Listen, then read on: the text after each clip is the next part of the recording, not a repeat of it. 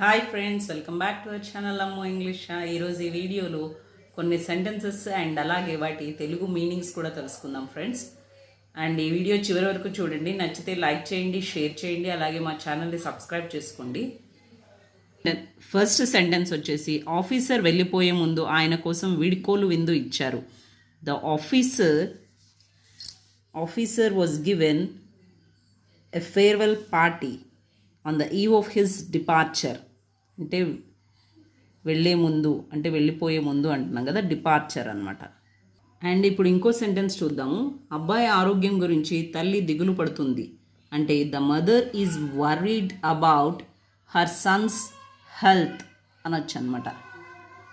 And third sentence వచ్చేసి, నేను వెళ్ళిపోబోతున్నాను అని చెప్పాలంటే I was about to go అనొచ్చు అనమాట. నెక్స్ట్ సెంటెన్స్ చూద్దాము.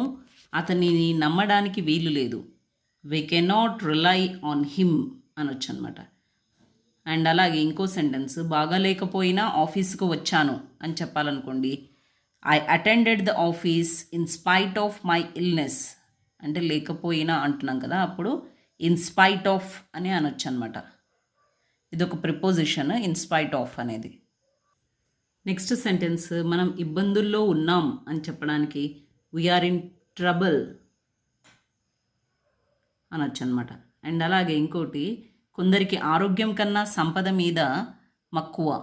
అంటే ఎక్కువ డబ్బు సంపాదించాలని కొంతమందికి ఉంటుంది కదా, ఆరోగ్యం ఏమైపోయినా పర్లేదు అనుకుంటుంటారు. అలాంటి వారి గురించి చెప్పడానికి some people prefer wealth to health అనొచ్చు అనమాట. అండ్ ఇక్కడ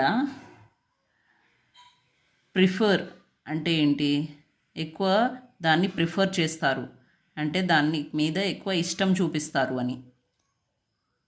నెక్స్ట్ ఏంటంటే, అతనిని ఆసుపత్రిలో చేర్చారు అని చెప్పాలంటే he was admitted to the hospital అంటామన్నమాట. అండ్ ఇంకో సెంటెన్స్, మేము బుక్స్ బ్యాగ్లో పెట్టాము అని చెప్పడానికి we put our books into our bags అని అంటున్నాం అనమాట.